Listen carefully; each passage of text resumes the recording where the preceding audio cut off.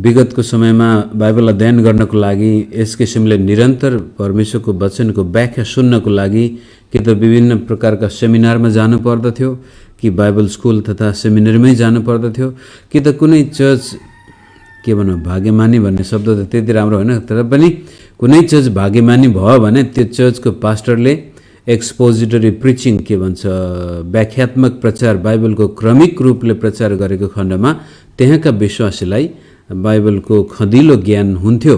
तर आज तपाईँ घरबाटै आफ्नो कोठाबाटै काम गर्ने ठाउँमा पनि निरन्तर एउटा बाइबलको पुस्तकलाई सुरुदेखि अन्तसम्म हेर्न सक्नुहुने सम्भावनाहरू प्रभुले हाम्रो हातमा दिनुभएको छ। त्यसै कारण अनलाइनमा सुन्दै गर्नुभएका मित्रहरूलाई पनि म उत्साह दिन चाहन्छु कि प्रत्येक दिन तपाईँको समय छ, फुर्सद छ, बिहान उठ्न सक्नुहुन्छ र उता अमेरिकामा त साँझको समय मिल्छ भनेदेखि यो मेलैसँग व्याख्या गरिएको बाइबलका खण्डमा हामीले लामो समय बितायौँ भने हाम्रो आत्मिक, बौद्धिक र परमेश्वरको वचनको ज्ञानको पनि खँदिलो भोजन हामीले पाइरहेका हुन्छौँ। त्यति भन्दै आज हामी लुका 14 अध्यायमा आइपुगेका छौँ। येशू प्रभु अझै पनि गालिलकै सेरोफेरोमा ती यात्रामै नै हुनुहुन्छ। यरुशलेमतिर जानको लागि विभिन्न गाउँमा उहाँको अन्तिम यात्रालाई लुकाले प्रस्तुत गर्नुभएको छ। र आज लुका 14 को 1 देखि 14 फेरि उहाँ एकजना प्रोमिनेन्ट फ्यारिसी के भन्छ एउटा फरिसी शासक उच्च वर्गको व्यक्तिले उहाँलाई खाना बोलाएको छ र त्यसैको सन्दर्भमा मैले मेरो शीर्षक राखेको छु नम्रताको उचाइ र यसको इनाम। जीवनमा नम्रताले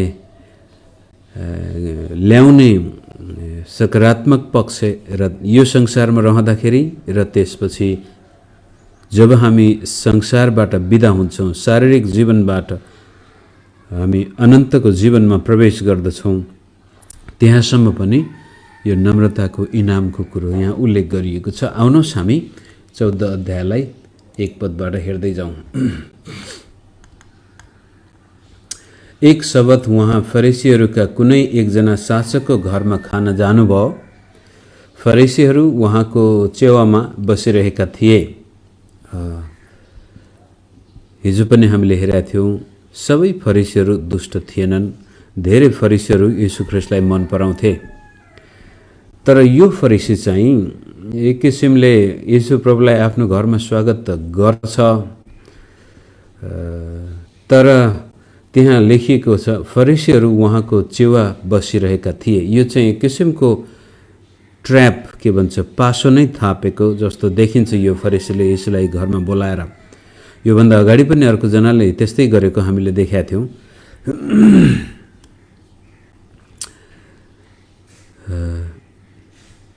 येशू प्रभुको सफलता भनौँ त्यतिखेर अर्थपूर्ण हुन्छ जब कुनै मानिसले उहाँलाई कुनै प्रकारको दोष दिन सकेन, उहाँको चरित्रमा दाग लागेन। आजसम्म पनि यदि ख्रीष्ट येशूको चरित्रमा कुनै पनि क्षेत्रमा दाग लाग्ने कुरो हुन्थ्यो भनेदेखि अहिले पनि मान्छेले उहाँलाई उहाँको बेइज्जत गर्न तयार छन्। तर प्रभु येशू यस्तो जीवन जिउनुभयो जहाँ कुनै दाग थिएन। येशू प्रभुले बोलेका वचन जेसुकै हुन् त्यो मतलब छैन। तर फरिसीहरू, येशू ख्रीष्टका दुश्मनहरू सबैले उहाँको चरित्रमा दाग खोजिरहेका थिए। यदि चरित्रमा एउटा मात्रै खोट भेटेको भए येशू प्रभुले गरेका प्रचारका वचनहरू सबै माटोमा जाने थिए। त्यसले गर्दाखेरि यहाँ पनि यी फरिसीहरू यो के चाहिँ गर्दो रहेछ भनेर जाँचिरहेका छन्। यो जाँच यस्तो उद्देश्यले गरिएको जाँच हो जसबाट येशूको बदनाम र उहाँले बोलेका वचन अर्थहीन बनाउनको लागि। यो येशूको मात्रै नभएर आज तपाईँ र मलाई पनि दोस्रो कोरिन्थी 3 अध्यायमा पावलले भन्छ तिमीहरू पवित्र आत्माबाट लेखिएका पत्रहरू हौ, परमेश्वरका पत्रहरू। मानिसहरू जसले ख्रीष्टलाई चिनेका छैनन् उहाँहरूले बाइबल पढ्नुभन्दा पहिला तिमीहरूलाई नै पढ्नेछन् भन्न खोजेको पौलले मसीले लेखेका कागजमा लेखिएका नभएर पवित्र आत्माबाट हामीहरूको हृदयमा परमेश्वरको त्यो पत्रहरू लेखिएका छन्, जसलाई पढेर अरू मानिसले पनि परमेश्वरलाई या त चिन्नेछन् या इन्कार गर्नेछन्। यहाँनिर हामीले बडो महत्त्वपूर्ण तरिकाले सोच्नुपर्ने हुन्छ कि म वास्तवमा कस्तो खालको जीवन बिताइरहेको छु, मलाई मानिसले हेर्दाखेरि के देख्छन्। यो अङ्ग्रेजी भाषामा एउटा शब्द छ, मनोवैज्ञानिक भाषा, यो चाहिँ सेल्फ एनालिसिस, आफ्नो परीक्षा गर्नु अथवा आफूलाई जाँच्नु। बाइबलमा पनि धेरै ठाउँमा आफूलाई जाँच, यहाँसम्म कि प्रभु भोज खाँदाखेरि पनि यदि हामीले आफैले आफूलाई जाँचेका भए हामी परमेश्वरको हातबाट आउने दण्डमा नभएर इनामका सहभागी हुने थियौँ, भागीदार हुने थियौँ। यो सेल्फ एनालिसिसको कम नहुँदाखेरि हामीले आफैलाई धोका दिन्छौँ र यस्तो लाग्छ कि म भित्र भएका कमी कमजोरीहरू मानिसले जान्दैन होला, देख्दैन होला, म भित्रको कमजोरी कसैलाई थाहा छैन भन्ने पनि लाग्न सक्छ कतिपटक। तर त्यसको प्रत्यक्ष असर हामी मानिससँग कस्तो सम्बन्ध बिताइरहेछौँ, कुन प्रकारको सम्बन्ध राखिरहेछौँ त्यसलाई थाहा हुन्छ। त्यसै कारण ख्रीष्ट येशूमा विश्वास गर्ने एउटा क्रिस्चियनले पनि आफ्नो जीवनमा परमेश्वरको महिमा गर्ने हो भनेदेखि यो सेल्फ एनालिसिस, आफ्नो जाँच गर्नु आवश्यक छ। प्रत्येक दिन तपाईँ र मैले आफूमा भएका कमजोरीलाई स्वीकार गऱ्यौँ, त्यसबाट आफैलाई सुधार्ने प्रयास गऱ्यौँ भने हामी असल, सबल, प्रबल ख्रीष्टका गवाही बन्नेछौँ। त्यसै कारण बाइबलले पश्चाताप भन्ने शब्द कस्तो छ भनेदेखि पश्चाताप भन्नाले मैले कुनै पाप गरेको कमजोरी देखेपछि एकदमै दुखी भएर हे तेरी प्रभु म कस्तो पापी भनेर दोषी आत्माले भरिनु भन्दा पनि जब म भित्र कुनै कमजोरी म देख्दछु त्यति बेला ओहो प्रभु ल हेर्नुहोस् त म त अझै पनि यस्तो खालको पो छु त, माफ गर्नुहोस्, मलाई सहायता गर्नुहोस् प्रभु, मेरो यो क्षेत्रबाट मलाई अझै बनाउनुहोस्, मेरो कमजोरी यहाँनिर छ प्रभु। यो त्यसकारण त्यसलाई रिपेन्टेन्स भन्दा पनि अङ्ग्रेजीमा कन्फेसन भन्ने शब्द, अझ स्वीकार गर्नुपर्ने आफ्नो कमजोरी हो, म यहाँ कमजोर छु। बिहा गरेको झनै अब 30 वर्ष हुन आँटिसक्यो मेरो पनि। विवाहमा पनि जबसम्म हामी बुढाबुढी हो यो मेरो कमजोरी हो भन्दैनौँ तबसम्म त्यहाँ कहिल्यै सुधार आउँदैन। श्रीमतीले श्रीमानलाई तैँले यो गरिस् जतिसुकै भनोस्, श्रीमानले श्रीमतीलाई तैँले यस्तो गरिस् जतिसुकै भनोस्, कहिल्यै परिवर्तन आउँदैन।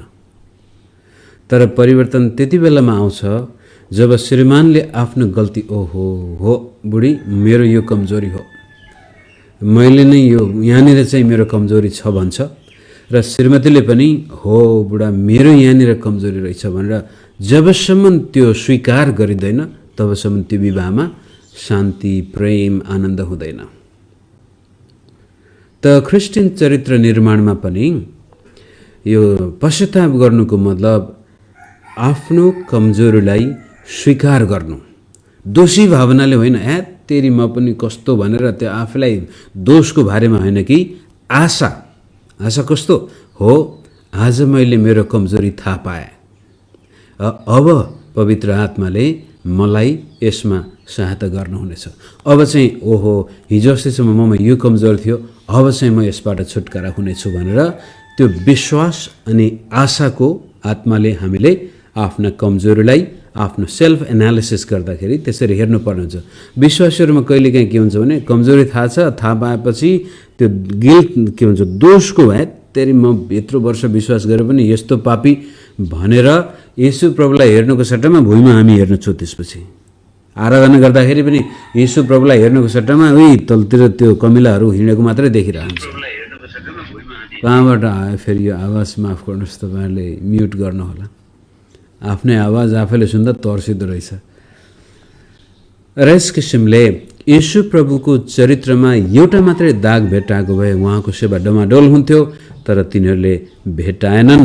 त्यसै कारण येशू ख्रिस्टको चेला हामी भएको कारण हाम्रो पनि मान्छेले जाँच गरिरहेका हुन्छन्, यसले कहाँनिर के गर्दो रहेछ। यहाँ हाम्रोमा दुबईबाट पनि भाइ बहिनीहरू यो सन्देश हुनुहुन्छ।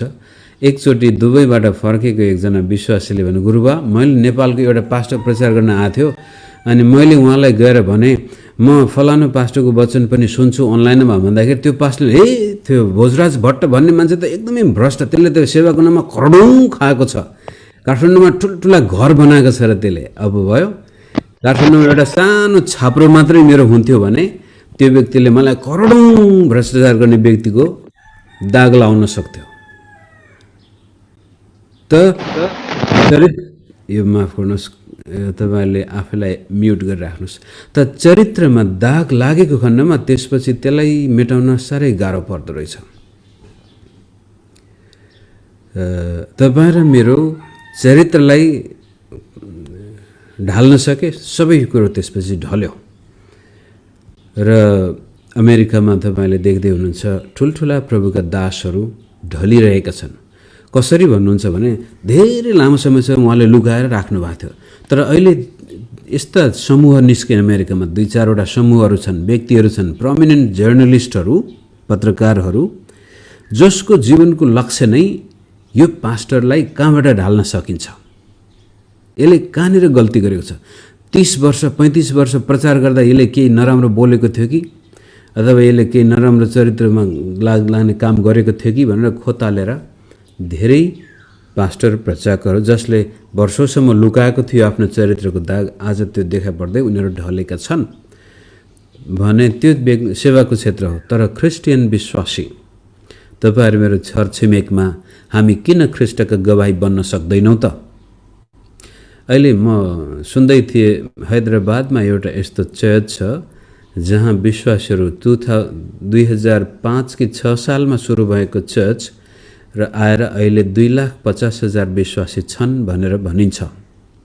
र एकपटक त्यो चर्चमा बस्ने संख्या पनि करिब 40,000 अटाउन सक्छन् र त्यो एकै संगतिमा, र दिनमा 4-5 पटक संगति गर्दाखेरि सम्पूर्ण विश्वासीहरू त्यही ठाउँमा आएर संगति गर्न सकेका छन्।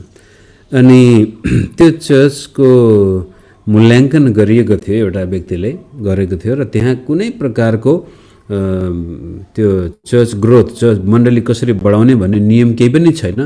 तर त्यो पास्टरको सुरुदेखिको एउटा मात्रै जोड के थियो भनेदेखि प्रत्येक विश्वासीले आफ्नो छिमेकीलाई जसरी हुन्छ सुसमाचार सुनाउनै पर्ने।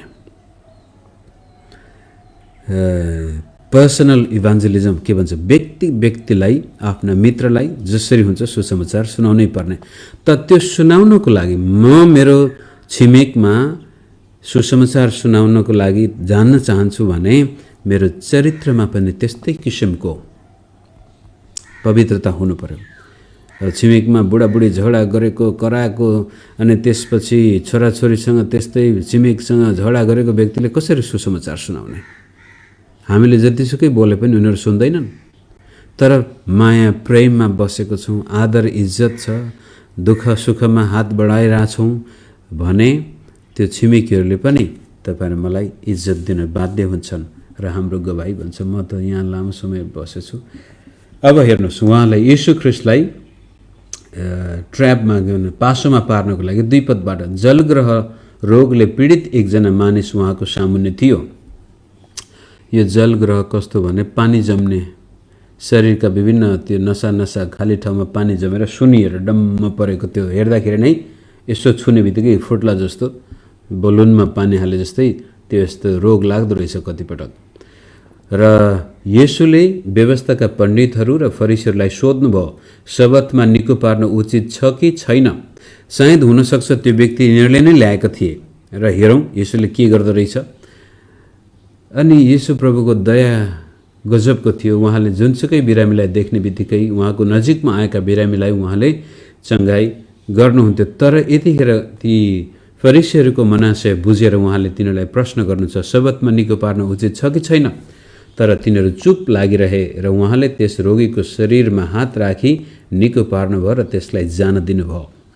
अब ट्र्यापमा पार्न ल्याएको थियो, त्यसै कारण यिनीहरूले उत्तरै दिएनन्, तरै पनि ख्रीष्ट येशूको दया त्यो व्यक्तिलाई उहाँले छुएर निको पार्नुहुन्छ। 5 पदमा, तब उहाँले तिनीहरूलाई भन्नुभयो, तिमीहरूमध्ये कसले आफ्नो गोरु वा गधा शबत दिनमा इनारमा खस्यो भने त्यसलाई झट्टै निकाल्दैन? अनि तिनीहरूले यस कुराको जवाब दिन सकेनन्। विभिन्न प्रकारले येशूलाई पासोमा पार्न ल्याएको थियो, तर ख्रीष्ट येशूले त्यसपछि तिनीहरूलाई प्रश्न गर्नुहुन्छ, निको पार्नु ठिक छ कि छैन? र यहाँसम्म कि तिमीहरू आफ्नो गधा गोरु जनावरको त वास्ता गर्छौ भने मैले यो मानिसको वास्ता गर्नु गल्ती हो? येशू प्रभुले कहिले पनि परमेश्वरको आज्ञा त उल्लङ्घन गर्नु भएन, शबत उल्लङ्घन गर्नुभएको होइन उहाँले, तर यी यहुदीहरूले फरिसीहरूले बनाएका परम्पराहरू उल्लङ्घन गरेको हो। यी परम्पराले के भन्छ भने शबतमा कुनै काम गर्नु हुँदैन, यहाँसम्म कि मानिसलाई पनि चङ्गाइ नगर्नु। भरे यिनीहरू आफै आफ्नो जनावरलाई चाहिँ निको पार्छन्। त्यही कुरो अगाडि पनि उल्लेख भएको थियो। 18 वर्षसम्म दुष्ट आत्माले कुप्रो पारेकी स्त्रीलाई प्रभुले खुला छोड्नुहुन्छ र फेरि प्रश्न गर्नुहुन्छ, तिमीहरूको गधा र गोरु चाहिँ फुकाउँछौ पानी खानको लागि, तर मैले यो अब्राहमकी छोरालाई नफुकाउनु? यहाँ पनि त्यो कुरो दोहोरिएको हामी पाउँदछौँ। अब 7 पदबाट हेरौँ। अनि भोजमा आएका अतिथिहरूले आदरको स्थान छानेको देखेर उहाँले तिनीलाई एउटा दृष्टान्त भन्नुभयो। विवाहको भोजमा तिमीले कसैको निम्तो पायो भने आदरका स्थानमा नबस, तिमीभन्दा बढी प्रतिष्ठित व्यक्तिले त्यहाँ निम्तो पाएको होलान्। तिमीलाई र तिनलाई निम्तो दिने मेजमानले आएर तिमीलाई भन्नेछ, यिनलाई बस्ने ठाउँ देऊ, र तिमी चाहिँ लज्जित भएर सबैभन्दा तल्लो स्थानमा बस्नु पर्नेछ। तर जब तिमीले निम्तो पाउँछौ, गएर तल्लो ठाउँमा बस, र मेजमानले आएर तिमीलाई भन्नेछ, ए मित्र माथि गएर बस्नुहोस्। त्यस बेला तिमीसँग खान बस्नेहरूका सामुन्ने तिम्रो इज्जत हुनेछ, किनकि हरेक जसले आफूलाई उच्च तुल्याउँछ त्यो होच्याइनेछ, र आफूलाई होच्याउने चाहिँ उच्च पारिनेछ। अब यो बाइबलको महान सन्देशमा एउटा अर्को सन्देश हो कि जसले आफैलाई उचाल्छ त्यो होच्याइनेछ, जो आफैले आफैलाई होच्याउँछ त्यो उचालिनेछ। धन्य नम्रहरू, तिमीहरूले पृथ्वीको अधिकार पाउनेछौ। नम्रताले हामीलाई परमेश्वरको उपस्थितिमा लैजान्छ भने अहङ्कारले परमेश्वरको उपस्थितिबाट हामीलाई लखेटिन्छ। अहङ्कार र मेरो मलाई भन्ने शब्द जब पस्दछ, त्यसपछि हाम्रो जीवनबाट परमेश्वरको उपस्थिति हटेर जान्छ। यहाँसम्म कि बाइबलले याकुब अनि पत्रुस दुवैले भन्छ परमेश्वर अहङ्कारीको विरोध गर्नुहुन्छ, तर नम्रहरूलाई उहाँले उचाल्नुहुन्छ। र यहाँनिर पनि प्रभुले बडो गजबको दृष्टान्त दिएर भन्नुहुन्छ, आदरका स्थानमा पहिलो स्थानमा बस्ने प्रयास नगर, बरु त्यसको सट्टामा नम्रताको स्थानमा बस। आफैलाई बरु मानिसले तिमीहरूको भलो के भन्छ मूल्य उनीहरूले निर्धारण गर्नु, आफ्नो मूल्य आफै निर्धारण नगर। म त ठुलो व्यक्ति पो हुँ, यो भन्ने बित्तिकै मलाई एकजना भाइले कुरा गर्दाखेरि भनेको कुरा आउँछ, मेरो घर डोटी हो भाइ भनेको थिएँ। ए डोटीमा त मलाई धेरैले चिन्छन् भनेको कुरो अहिलेसम्म म बिर्सिँदैन। अब डोटीमा म धेरै मान्छेलाई चिन्छु भन्नु र त्यहाँका मान्छेहरूले मलाई चिन्छन् भन्नुमा कति फरक पर्छ। म अति महत्त्वपूर्ण जब हुन्छु, त्यसपछि मेरो जीवनबाट परमेश्वरले ल्याउने सम्मान इज्जत पनि हटेर जान्छ। जुनसुकै परिस्थितिमा पनि जब तपाईँहरूमा आफैलाई नम्र बनाउँछौँ, त्यति बेलामा तत्कालीन हिसाबले घाटा लाग्न सक्छ, तपाईँ मलाई लाग्न सक्छ। विशेष गरी हामीमा त्यो इगो र एउटा अङ्ग्रेजी शब्द छ नार्सिसिजम, नार्सिसिस्ट व्यक्तित्व भएको मानिसलाई साह्रै गाह्रो हुन्छ। यो नार्सिसिस्ट भनेको त्यो व्यक्ति हो जो आफ्नो मात्र विचार गर्छ मात्र होइन कि गर्ने अरूको विचारै गर्न सक्दैन। उसको सोच विचार जे गर्दा पनि मलाई मान्छेले के भन्न चाहन्छन्, मेरो कस्तो छ, म कस्तो छु, यस्तो प्रवृत्तिबाट आएका हामीहरूलाई ख्रीष्ट येशूमा विश्वास गरिसकेपछि पनि धेरै गाह्रो हुँदो रहेछ। तरै पनि तपाईहरु मैले सेल्फ एनालिसिस यहाँनिर फेरि आउँछ, आफ्नो चरित्र फेरि हेर्नु पर्यो। हैन म साँच्चै अहंकारी हुँ क्या हो, म जहिले पनि आफ्नो मात्र कुरा माथि राख्न चाहन्छु कि क्या हो। अनि त्यही कुरो फिलिपीको पत्रमा पनि पाउलले आफूभन्दा अरूलाई श्रेष्ठ ठान नम्रता त्यहाँ पनि फेरि 11 पदसम्म ख्रीष्ट येशूको महान नम्रताको कार्य उदाहरण साथ प्रस्तुत गरिएको छ। र एउटा अर्को शब्द छ अङ्ग्रेजीमा अन्डर एस्टिमेट। बरु मानिसले हामीलाई अन्डर एस्टिमेट गरोस्, तर हामीले आफैले आफैलाई ओभर एस्टिमेट गर्नु हुँदैन। कुनै ठाउँमा मान सम्मान पाउनुपर्ने थियो, हाम्रो अधिकार थियो, तर पनि मिलेन भन्दैमा गुनासो गर्नु भएन, चित्त दुखाउनु भएन र बरु नम्रतापूर्वक सबैलाई आदर दिन सक्यौँ, सबैसँग हाँसो खुसी भएर बोल्यौँ भनेदेखि आफै त्यो उचाइ बढ्दै जाँदो रहेछ। नम्र व्यक्तिलाई सबैले मन पराउँछन्। वास्तवमा परमेश्वरले मात्र होइन, हामी पनि मन पराउँछौँ। घमण्डीलाई हामी मन पराउँदैनौँ, तर आफू घमण्डी भएको थाहा हुँदैन। मानिलिउँ तपाईँ हाम्रो चर्चमा कुनै अगुवा छान्नु पर्यो भने त्यहाँका विश्वासीको सामनेमा नम्रतापूर्वक व्यवहार गर्ने कुनै व्यक्ति छ भने त्यो व्यक्तिको नाम कसैले प्रस्तावित गर्दाखेरि सबैले भन्नेछन् हो ठिक छ उहाँलाई राख्नुहोस्। तर एकदमै त्यो म भन्ने जहिले पनि आफ्नो मात्रै कुरा माथि गर्ने, आफ्नो स्वार्थमा गरेकोमा चाहिँ म पनि अगुवा हुन्छु भनेर प्रस्तुत गरेको खण्डमा त्यहाँ हामीले लगभग मन पराउँदैनौँ। सायद ऊ सम्पत्तिवाला होला, त्यहाँ पैसाको धाक लाएर हेनतेन गरेर ऊ अगुवा पनि बन्न सक्छ होला मण्डलीको, तर त्यहाँ आशिष आउँदैन, त्यो व्यक्तिको जीवनमा पनि शान्ति हुँदैन। तर नम्रता तपाईहरु मेरो जीवनको जीवनशैली भएको खण्डमा हाम्रो जीवनमा परमेश्वरीय उचाइ आउँदछ। नम्रतामा जाने व्यक्तिलाई परमेश्वरले अवश्य उचाल्नुहुन्छ, यसमा शङ्का छैन। आज नभए भोलि, भोलि नभए पर्सि। त्यस हिसाबले प्रभुले ती फरिसीहरूको व्यवहार देख्यो। त्यो फरिसी प्रोमिनेन्ट फरिसी थियो अनि त्यसपछि चाहिँ तिनीहरू पनि आएर मुख्य स्थानमा बसे, जहाँ सबैले देख्छन्, जहाँबाट उनीहरूलाई ओ यो त ठुलै मान्छे रहेछ भनेर सबैले हेर्छन्। तर पछि लुकिने यता कुनामा कोही पनि बस्न चाहेनन् र त्यसैलाई देखेर हो तिमीहरू पनि विवाह भोजमा जाँदा बरु त्यहाँको मुख्य व्यक्ति ल्याएर भन्नुहोस् तपाईँ अगाडि आउनुहोस्, आफै अगाडि जानुभन्दा बरु अरूले बोलाओस्, अरूले उचालोस्।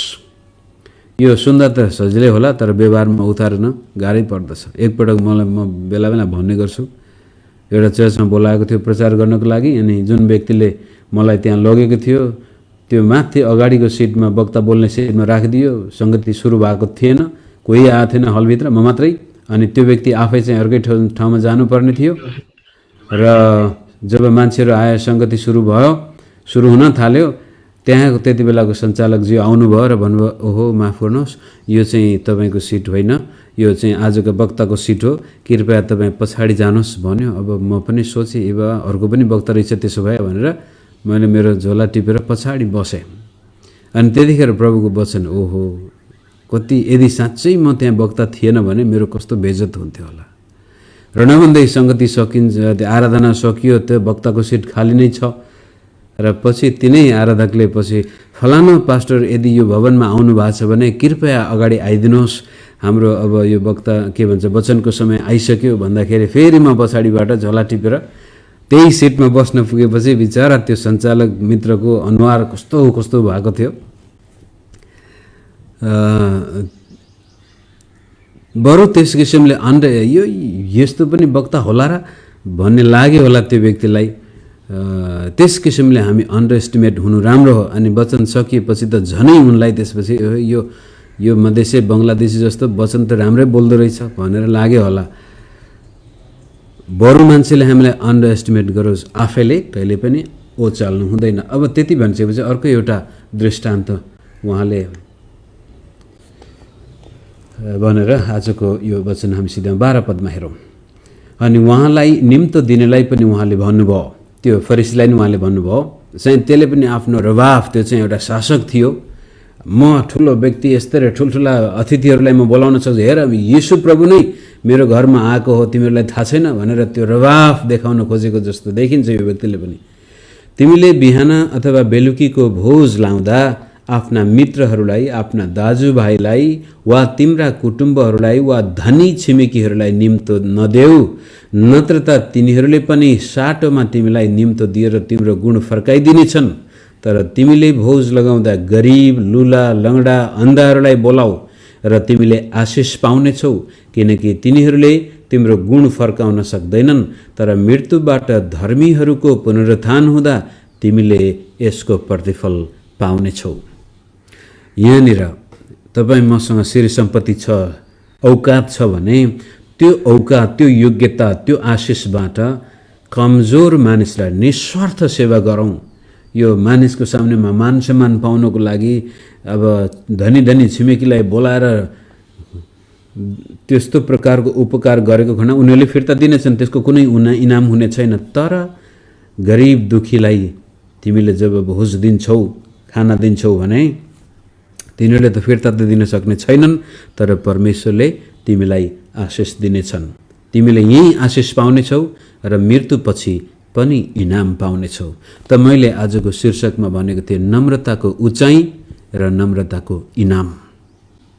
अहिले घाटा लागेको जस्तो हुनसक्छ, अहिले अपमान भएको जस्तो हुनसक्छ, तर परमेश्वरले तपाईहरु मेरो सम्मान गर्नुहुन्छ। यशायाको किताबमा भनेको छ, कसैले हाम्रो अपमान गर्छ भने परमेश्वरले हामीलाई दोब्बर आशिष दिनुहुन्छ।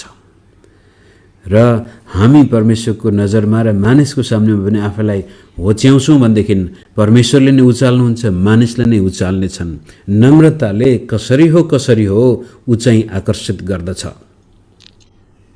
र निस्वार्थ सेवा तपाईँ मसँग भएका श्री सम्पत्तिबाट गरिब दुखीलाई दिँदाखेरि कुनै प्रकारको त्यो धर्मीपन देखियोस् भन्ने उद्देश्यले नभएर प्रभुले भनेको वचन तिम्रो दाहिने हातले दिँदाखेरि देब्रे हातले थाहा नपाओस् र तब तिमीहरूले इनाम पाउनेछौ भने जस्तै यहाँ पनि जसले पैँचो फिर्ता दिन सक्दैनन् त्यस्ताहरूलाई हामीले सेवा पुर्याएको खण्डमा हामी यही आशिष पाउनेछौँ र पुनरुत्थानपछि इनाम पनि हाम्रो हुनेछ।